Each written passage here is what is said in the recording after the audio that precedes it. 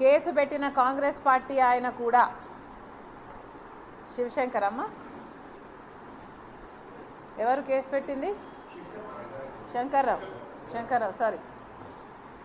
So case పెట్టింది కాంగ్రెస్ పార్టీకి చెందిన శంకర్రావు అయితే కనీసం ఆయన పేరు ఆయన సంతకం కూడా సరిగ్గా లేకపోతే దీని పేపర్ వర్కే సరిగ్గా లేదు అని నిజానికి కోర్టు దాన్ని తృణీకరిస్తుంటే ఇంప్లీడ్ అయ్యి ఆ కేసుకు బలం చేకూర్చింది తెలుగుదేశం పార్టీకి చెందిన ఎర్రమనాయుడు.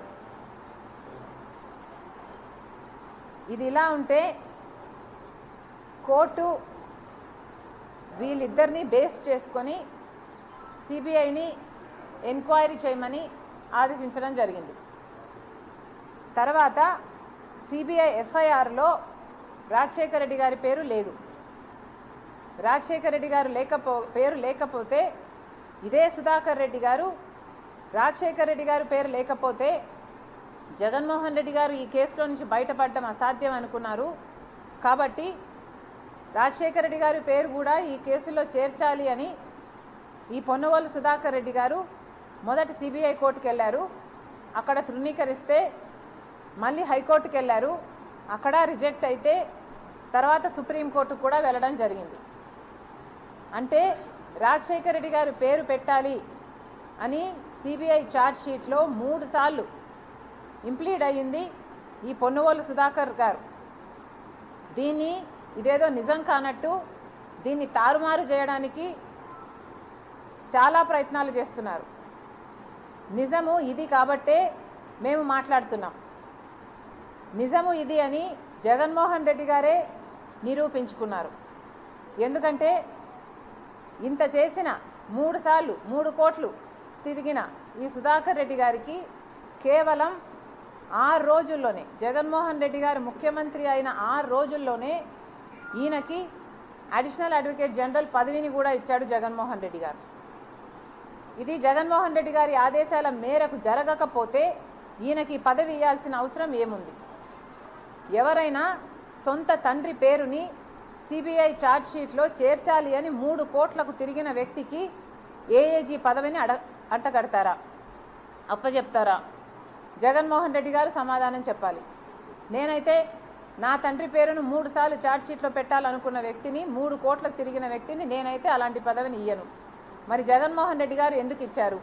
మీరు ఇచ్చారు అంటే జగన్మోహన్ రెడ్డి గారే ప్రూవ్ చేస్తున్నట్టు కదా. జగన్మోహన్ రెడ్డి గారి ఆదేశాల మేరకే ఈయన 3 కోట్లను తిరిగారు, రాజశేఖర రెడ్డి గారి పేరును పెట్టించారు. కాబట్టి ఆ ప్రతిఫలంగా సుధాకర్ రెడ్డి గారికి ఈ పదవిని ఇచ్చారు అన్నది వాస్తవంగా ఇక్కడ కళ్ళకెదుట అందరికీ తెల్లం అయిన విషయం.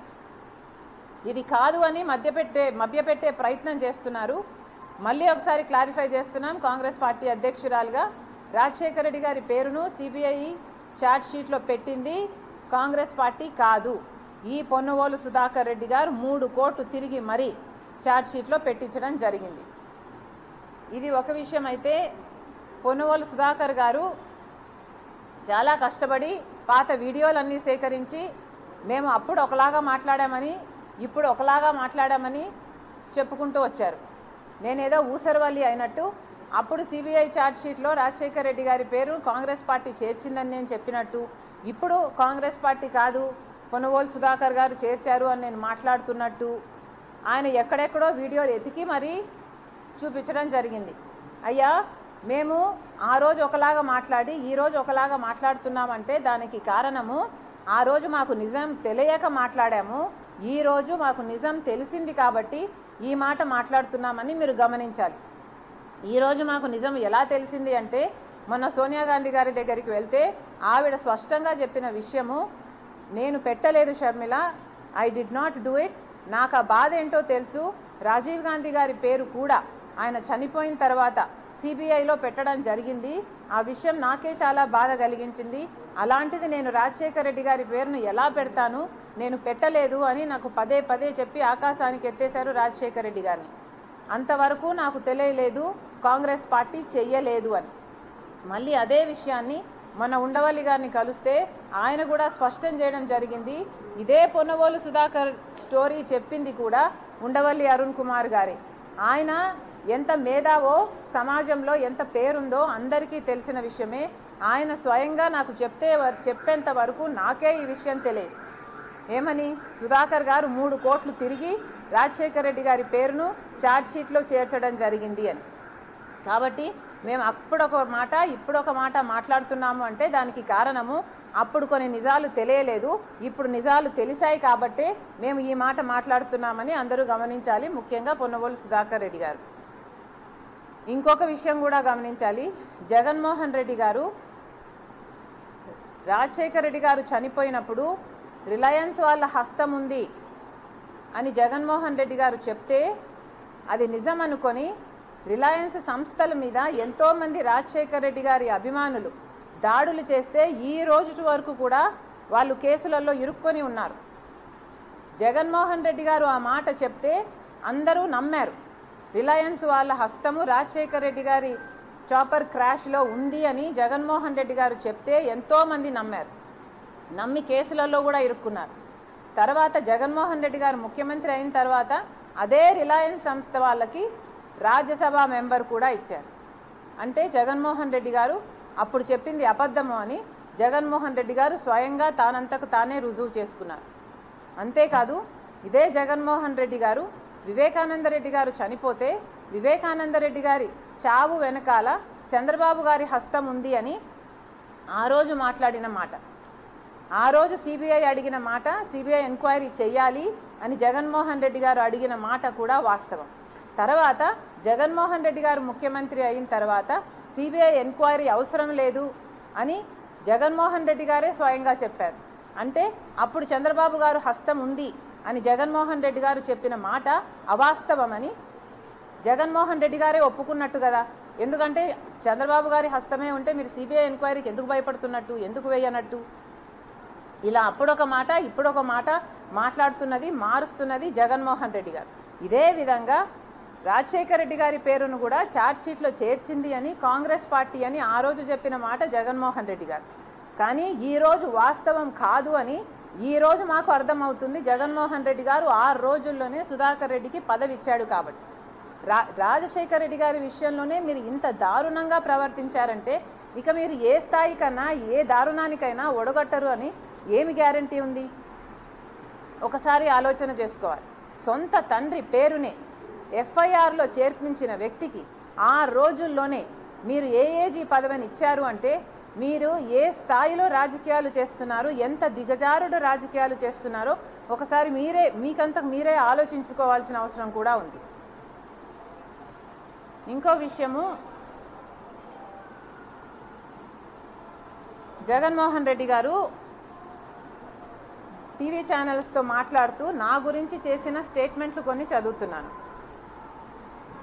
షర్మిల చంద్రబాబు నాయుడు మాట వింటుంది, షర్మిల చంద్రబాబు నాయుడుతో చేతులు కలిపింది, చంద్రబాబు నాయుడు షర్మిలను కంట్రోల్ చేస్తున్నాడు. ఈ మాటలు మాట్లాడారు, ఈ అర్థాలు వచ్చేటట్టే మాట్లాడారు.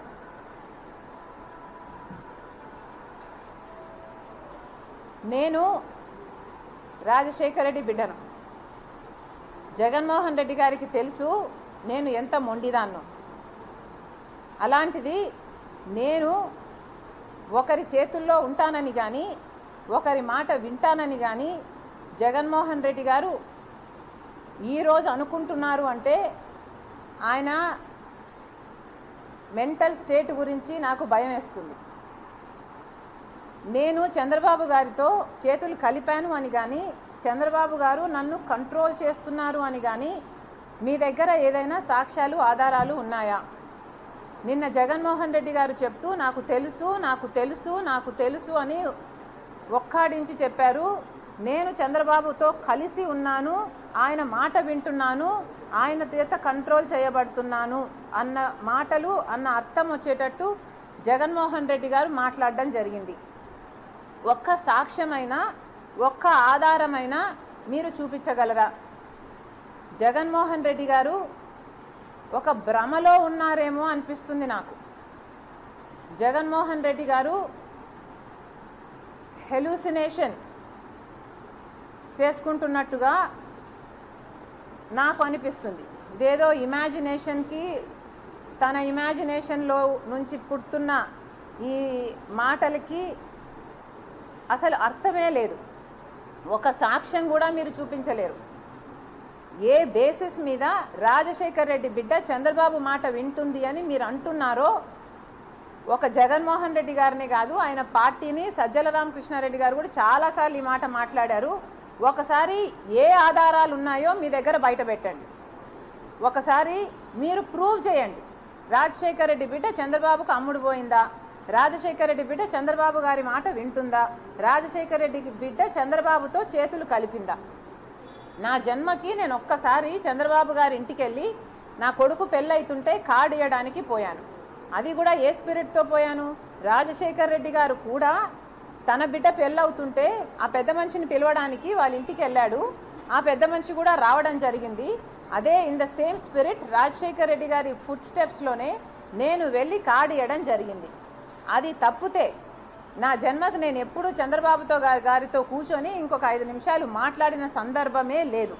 మరి ఏ బేసిస్ వల్ల మీరు ఈ అలిగేషన్స్ చేస్తున్నారో? రాజశేఖర్ రెడ్డి బిడ్డ చంద్రబాబుతో చేతులు కలిపింది, చంద్రబాబు మాట వింటుంది అని మీరు చేస్తున్న ఈ అలిగేషన్స్ ఏ బేసిస్ మీద చేస్తున్నారో మీరు చెప్పాలి. చంద్రబాబు చేస్తేనే నేను ఇవన్నీ చేస్తున్నానని మీరు అంటున్నారే. చంద్రబాబు చెప్తేనే నేను ఇక్కడ పార్టీ పెట్టానని, చంద్రబాబు చెప్తేనే నేను ఇక్కడ కాంగ్రెస్లో చేరారని, చంద్రబాబు చెప్తేనే నేను ఇవన్నీ చేస్తున్నానని చెప్తున్నా మీరు. మరి చంద్రబాబు గారు చెప్తేనే నేను మీకోసం పాదయాత్ర చేశానండి. 3200 కిలోమీటర్లు పాదయాత్ర చేశాను. చంద్రబాబు గారు చెప్తే చేశానా నేను? చంద్రబాబు గారు చెప్తే నేను సమైక్య ఆంధ్ర కోసం తిరిగానా? చంద్రబాబు గారు చెప్తే నేను ఓదార్పు యాత్ర చేశానా తెలంగాణలో? చంద్రబాబు గారు చెప్తేనే నేను బాయ్ బాయ్ బాబు అని క్యాంపెయిన్ నడిపానా? జగన్మోహన్ రెడ్డి గారు సమాధానం చెప్పాలి.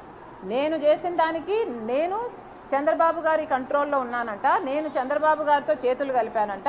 అలాగే సునీత కూడా, న్యాయం కోసం పోరాడుతున్న సునీత కూడా చంద్రబాబు గారితోనే చేతులు కలిపిందట.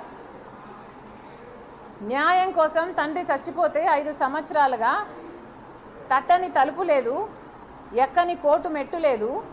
న్యాయం చేయండి న్యాయం చేయండి అని 5 సంవత్సరాలుగా న్యాయం కోసం అడుక్కొని తిరుగుతుంది సునీత.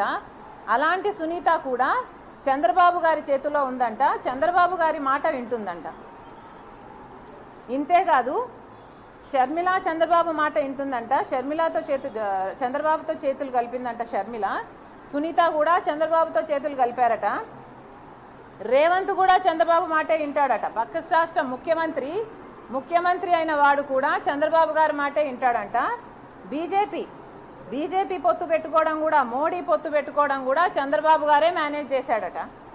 అంటే చంద్రబాబు గారు ఎంత పవర్ఫుల్ అయ్యారో, ఎంత పవర్ఫుల్గా జగన్మోహన్ రెడ్డి గారు ఊహించుకుంటున్నారో, ఎంత పవర్ఫుల్గా ఆయనను పెద్ద చేసి చూపిస్తున్నారో ఒకసారి అందరూ గమనించాల్సిన విషయం. నాకు భయం వేస్తుంది జగన్మోహన్ రెడ్డి గారి మెంటల్ స్టేట్ గురించి. ఇదొక ఒబ్సెషన్ లాగా తయారవుతుంది జగన్మోహన్ రెడ్డి గారికి. ఏదైనా చంద్రబాబే కారణం. ఏదైనా కూడా anything negative happens to him, చంద్రబాబే కారణం. షర్మిల చంద్రబాబుతో చేతులు కలిపింది, సునీత చంద్రబాబుతో చేతులు కలిపింది, రేవంత్ అయినా మోడీ అయినా ఇంకొకరైనా ఎనీబడి చంద్రబాబే కారణం. జగన్మోహన్ రెడ్డి గారు నాకు భయం వేస్తుంది. మీరు అద్దంలో ముఖం చూసుకుంటే మీ ముఖం కనిపిస్తుందా, మీకు చంద్రబాబు గారి ముఖం కనిపిస్తుందా? ఒకసారి పరిశీలన చేసుకోండి. మీకు ఎందుకు ఇంత చంద్రబాబు గారి పిచ్చి పట్టిందో జనాలకు సమాధానం అవసరం. ఎందుకంటే అర్థం కావటం లేదు. సునీత ఇంత గట్టిగా ఈరోజు న్యాయం కోసం కొట్లాడుతుంటే మీరు చెప్పాల్సిన సమాధానాలు ఈ రోజు వరకు చెప్పటం లేదు. చెప్పకపోగా చంద్రబాబుతో మేము చేతులు కలిపామని చెప్తున్నారే, మీరెందుకు మీ గురించి సమాధానం చెప్పటం లేదు? సాక్షి టీవీలో, సాక్షి ఛానల్లో హార్ట్ అటాక్ అని ఎందుకు రాశారు? ఇల్లంతా రక్తమైతే, గొడ్డలి వేట్లకు బలైతే, ఆయన తలలోని ఎంకలు బయటకు వస్తే, ఆయన మెదడు బయటకు వస్తే, మరి సాక్షి టీవీలో హార్ట్ అటాక్ అని ఎందుకు చెప్పారు? దానికి సమాధానం చెప్పండి. చంద్రబాబు గారు ముఖ్యమంత్రిగా ఉన్నప్పుడు సిబిఐ ఎంక్వైరీ అడిగిన మీరు వివేకానంద రెడ్డి గారి హత్య కేసులో ఆ తర్వాత సిబిఐ ఎంక్వైరీ ఎందుకు వద్దన్నారో దానికి సమాధానం చెప్పండి. అమాయకంగా నిలబడి చూస్తున్నాడు, ఆధారాలు తుడిపేస్తుంటే అని మేనమామ గారే చెప్తున్నారే. మరి దానికి ఏం సమాధానం చెప్తారో చెప్పండి. ఇవన్నీ మీ హస్తం లేకపోతే, అవినాష్ రెడ్డి హస్తం లేకపోతే ఎందుకు దాచిపెట్టుకోవాలనుకుంటున్నారు? ఎందుకు సమాధానం చెప్పటం లేదు? 5 సంవత్సరాలు అవినాష్ రెడ్డిని ఎందుకు కాపాడారు? మళ్ళీ అదే అవినాష్ రెడ్డికి అక్యూజ్డ్గా ఉన్న ఇన్కంబెంట్ ఎంపీకి మీరు ఎందుకు టికెట్ ఇస్తున్నారు? మీకు చంద్రబాబు గారు పిచ్చి పట్టిందేమో అని నాకు అనుమానంగా ఉంది. ఒకసారి అద్దం పంపిస్తున్నాను మీకు, దయచేసి అద్దంలో ముఖం చూసుకొని మీకు మీరు కనిపిస్తున్నారా లేక చంద్రబాబు గారు కనిపిస్తున్నారో ఒకసారి టెస్ట్ చేసుకోవాలి. ఇది పక్కన పెడితే మళ్ళీ చెప్తున్నాము, రాజశేఖర రెడ్డి బిడ్డకు ఎవరి మాట వినాల్సిన అవసరం లేదు. నేను ఈరోజు కాంగ్రెస్ పార్టీలో చేరాను, ఆంధ్ర రాష్ట్రానికి వచ్చాను అంటే దానికి కారణము కేవలము ఇక్కడ ప్రత్యేక హోదా కోసము ఒకవైపు చంద్రబాబు గారైనా ఒకవైపు జగన్మోహన్ రెడ్డి గారైనా కొట్లాడడం లేదు కాబట్టి. ఇద్దరు బీజేపీ పార్టీతో పొత్తులు పెట్టుకున్నారు, తొత్తులుగా మారారు. ఎవరికి ప్రజల బాగోగులు కాబట్టలేదు. ఇద్దరు ప్రజల ప్రయోజనాలను తాకట్టు పెట్టారు. కనీసం ప్రత్యేక హోదా కోసం గొంతెత్తే వాళ్ళు కూడా లేరు కాబట్టే ఒకవైపు కాంగ్రెస్ పార్టీ ప్రత్యేక హోదా 10 సంవత్సరాలు ఇస్తామని రాహుల్ గాంధీ గారు మేనిఫెస్టోలో చేర్చారు కాబట్టే రాజశేఖర రెడ్డి బిడ్డ కాంగ్రెస్ ప్లాట్ఫామ్ కరెక్ట్ అనుకొని ఒక గొంతుక కాడానికి కొట్లాడడానికి మాత్రమే రాజశేఖర రెడ్డి బిడ్డ కాంగ్రెస్ పార్టీలో చేరింది. మళ్ళీ చెప్తున్నాము, దీంట్లో చంద్రబాబు గారి హస్తం లేదు, ఇంకొకరి హస్తం లేదు.